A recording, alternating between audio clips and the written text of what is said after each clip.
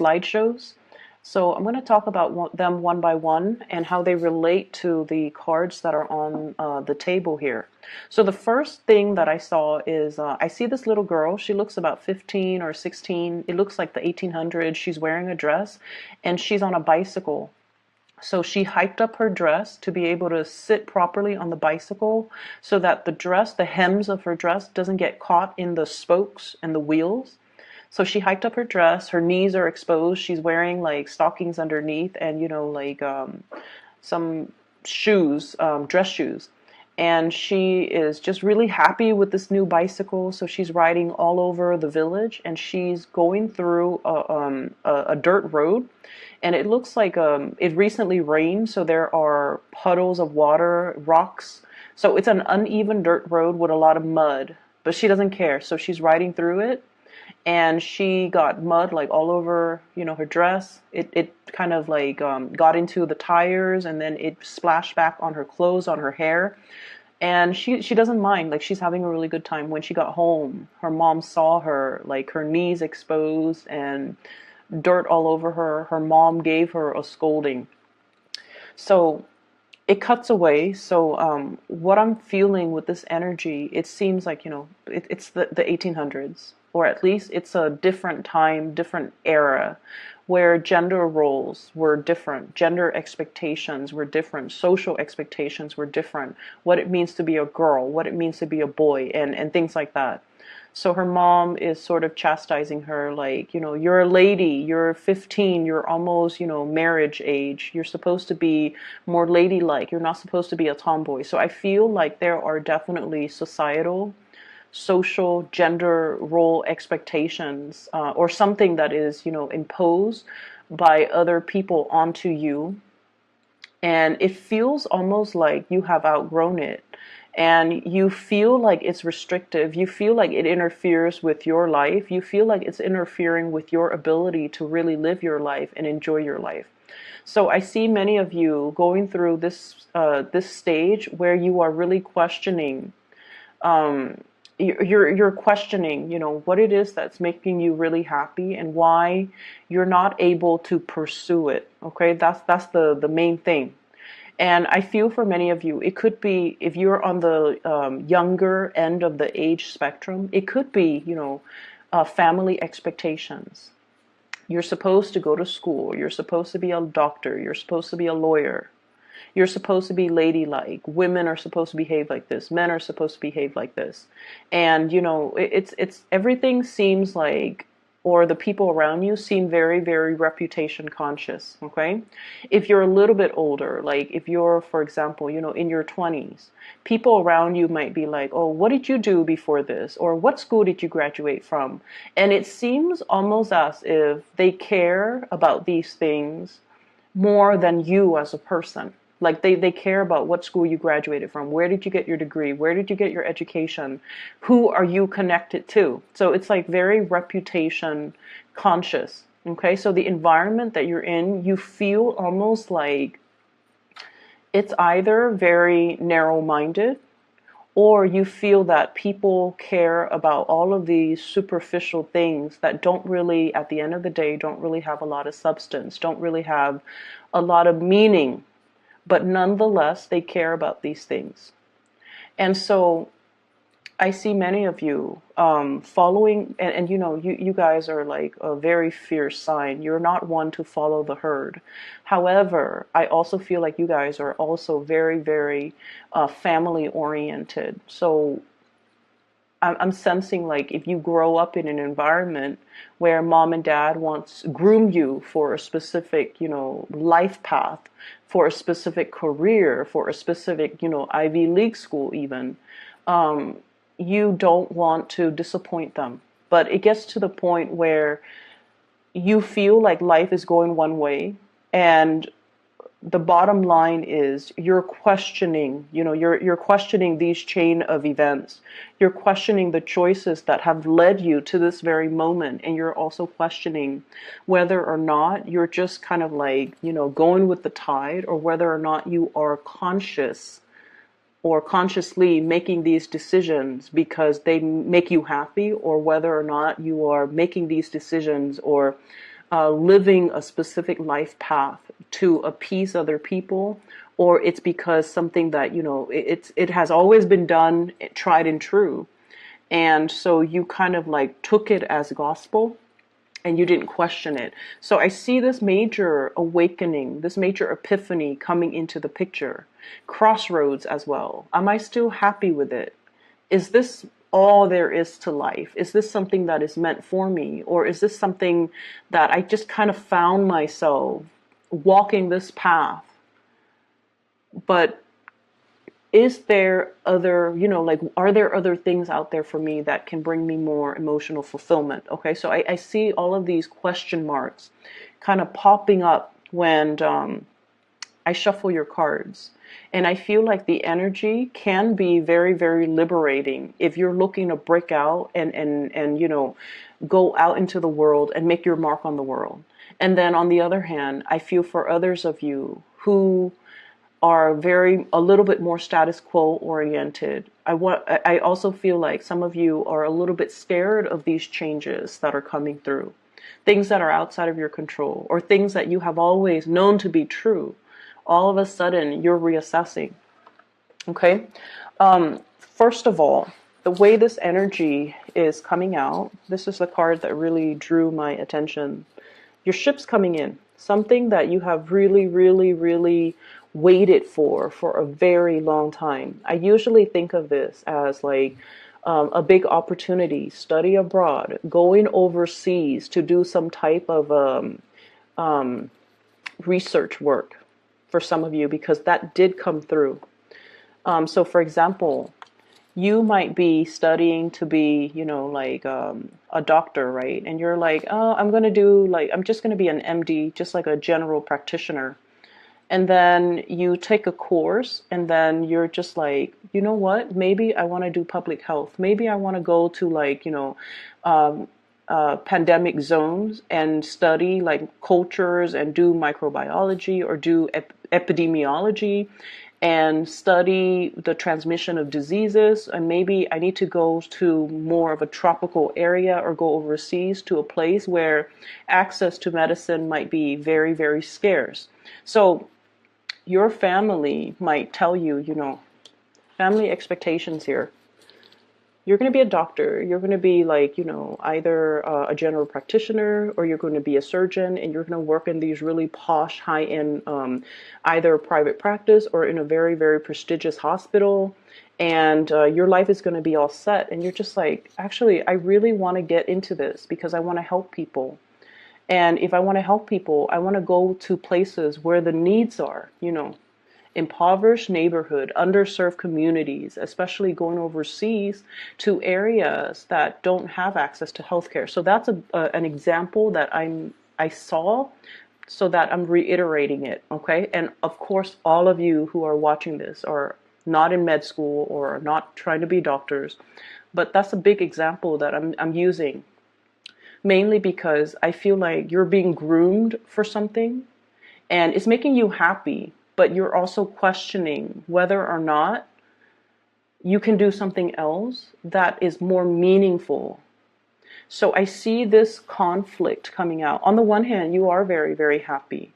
But on the other hand, you're almost operating from the Aquarius spectrum, where you're wondering, like, what is my contribution to humanity? At the end of the day, it's not so much about what I want, what's making me happy, but how can I share my gifts with the world? How can I make things better for other people? So you're going through a little bit of a soul searching. What's really, really making me happy? Can I really, really be happy when the rest of, humanity is really suffering? So I feel this major maturation process happening here with Leos. And I also feel like you're plugged in, okay, to this collective consciousness, where on the one hand, your life might be really happy and dandy. But on the other hand, if you see, poverty and homelessness and just people struggling to get by, there's an element about you where you want to share your resources in order to make life, even temporarily, because you're not naive, okay?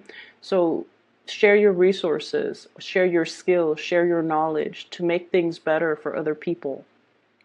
Some of you are rethinking like a major career path, rethinking, and I definitely feel like something from like a private arena to more of a public servant. That's what I'm feeling. Um, so I feel like, for example, if you're a psychiatrist, if you're a doctor, you're thinking possibly going, packing up your bags from private practice. Even if you're a lawyer, private practice, going to be like a public defender or work in a more public environment where you're helping a lot of people. So you do want to, on the one hand, really serve humanity, but you also like, you're happy where you are. I don't feel like there's problems with this 10 of Cups here. You're very happy and you feel very blessed with everything that you have achieved and everything, all the good things that are coming your way. But on the other hand, it's almost like you can't really sleep at night if there are people struggling out there in the world. Okay, so that's what I'm sensing. The second image that came through for you, and it's really weird, and I don't know why. I'm not seeing people, but I'm seeing animals.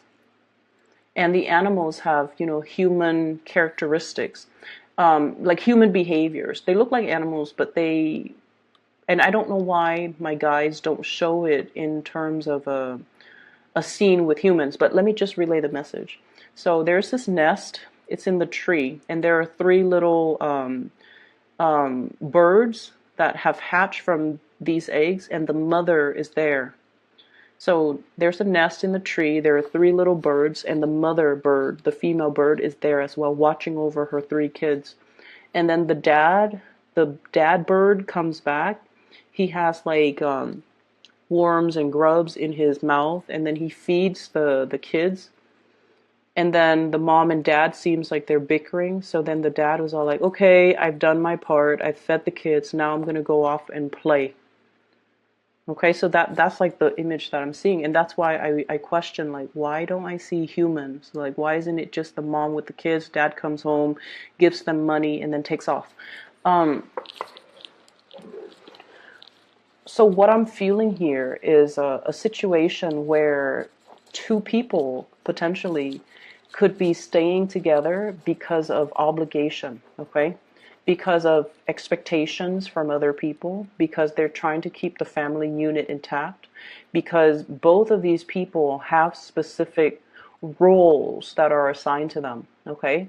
So one person could be in charge of taking care of the kids, the other one is like, bringing home the bacon, bringing home the money. And I feel like there is even a concept with like power differential in the relationship where the person that works or the person that earns money or the person that earns more money in the relationship feel like they control the relationship. So there's an element of control here that is very deeply rooted in this spread. And I feel like you're at a point in your life where you want to be on your own. You want to be self-sufficient. You want to not have to depend on other people. So, if someone is like helping you pay for tuition, for example, and they want you to only study certain things or, graduate with a certain major, I feel like you're starting to feel the pressure, or you're starting to feel that, you know what, there's strings attached in this union, or there are strings attached in this give and take. And I feel like someone is dangling something over you and constantly reminding you, I'm doing this for your own good, or I'm doing this, or, you owe me, or remember what I'm doing for you so that later on you don't forget me. So it's like very strings attached, it's very much conditional.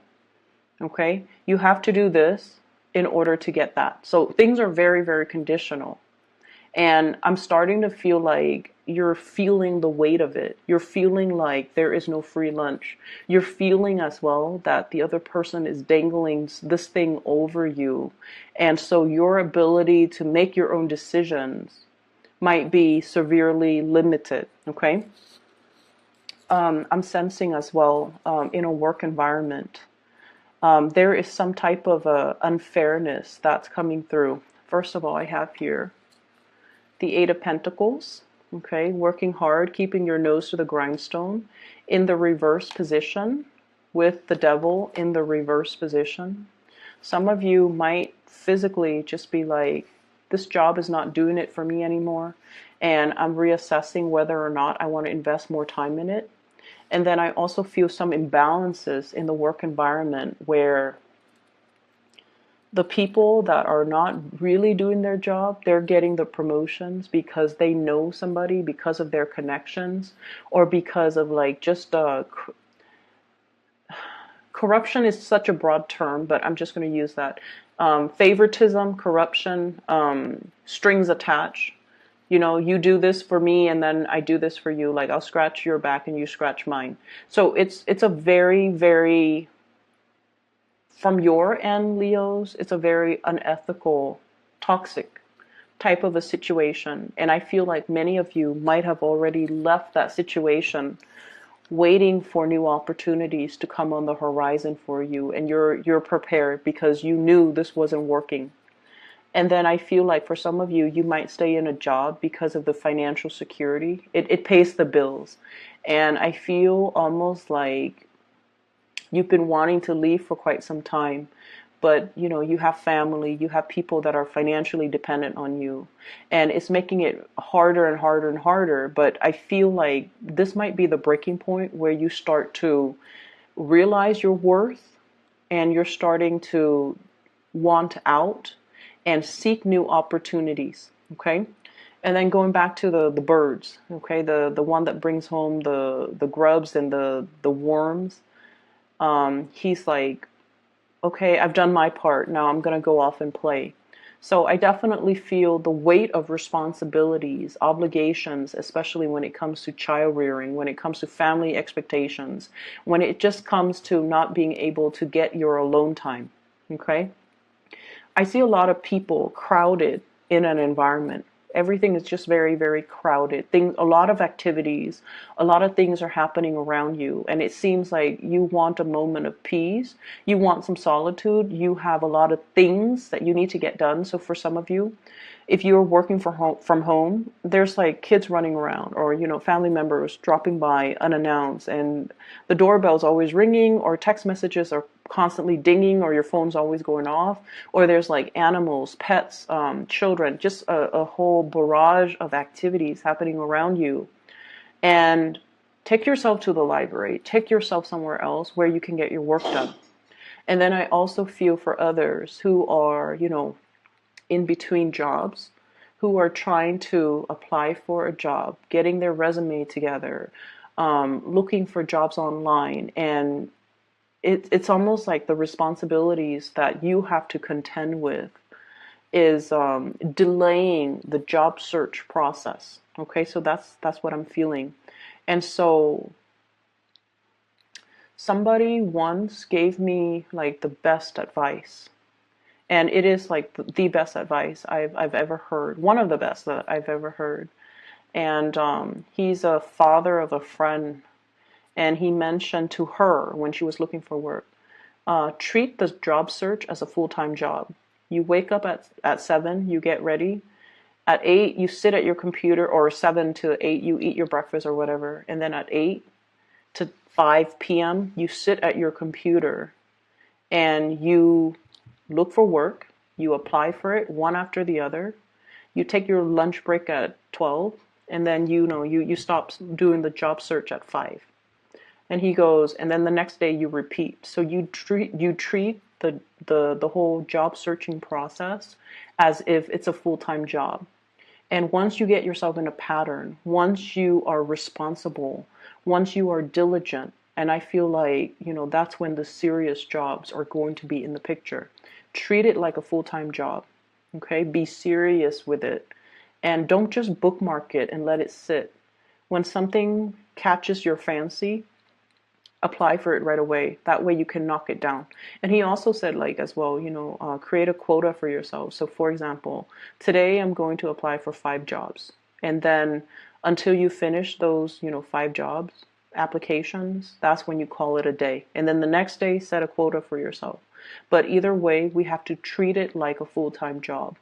And so I see some of you, you're kind of like sitting at home trying to do these job searches or trying to fix your resume or trying to apply for these job applications. And, it's not a fun process. And I see kids around you like, Mom, do you look at what I'm doing? Or Dad, look at what I'm doing. And so you're getting a lot of distractions. And so, block out some time, go to the library, go to a coffee shop with like internet, and try to take care of things from your end, and don't feel guilty that you kind of need to, be away from people. There's nothing wrong with that. You need to do what you need to do to take care of yourself first, and then, resume your life after. Okay, so that's what I'm feeling, and I do see money being a little bit of an issue for many of you. So I have here the Eight of Pentacles. Whatever that was stably coming in is no longer coming in. And then we also have as well the Two of Pentacles. This is kind of like making ends meet. Usually piecing together a few part-time jobs in order to get by, in order to make rent, in order to pay the bills at the end of the day. There's a lot of assistance coming through from family members and loved ones. I do sense that. But I feel like, while we're in this space, it's really, really, it can feel really disheartening. Okay? I do sense that. It can feel very disheartening. But they're really telling you not to cut corners and do things the right way. I have here the Wheel of Fortune. Things are going to come into the picture in divine timing. It's in the reverse right now, and so it requires a lot more discipline, a lot more diligence, and a lot more consistency from your end. We have as well the Seven of Swords, and this is strongly on top of the Wheel of Fortune. Do not cut corners. Do not take the easy way out. And you really have to commit yourself in order to create the new life or the new job, or to attract the things that you want that are actually going to be good for you. Okay? I'm going to leave it at that, Leo. So honestly, I tried to do a reading for you guys last night, and we have a lot of the repeat cards. Okay, I couldn't see any images last night, so I tried to do it again today, and when I shuffled it out, 4 of these cards were repeat. We have the Tower, the Wheel of Fortune, Seven of Swords, the Judgment card, as well as that, I think it was, no, it actually was the Seven of Pentacles that came out, waiting for a situation, but now you're no longer waiting. Your ship is coming in. And I just feel like, keep at it. Go on your journey. If you need a break away from people in order to get things done for yourself, don't feel bad, okay? This is more about breaking out of the norm, or breaking out of the mold, and finding yourself and finding whatever it is that really strikes your fancy, something that you want to do even though other people have different expectations of you.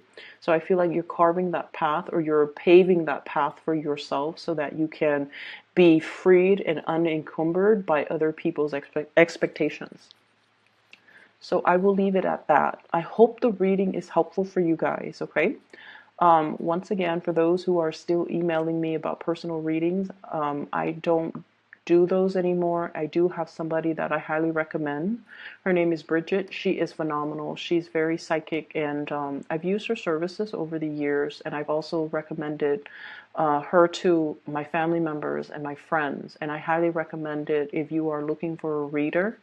I put a link to her scheduling webpage in the description box below, so if you want to book a reading for yourself, or so for somebody that you know, I highly recommend her, okay?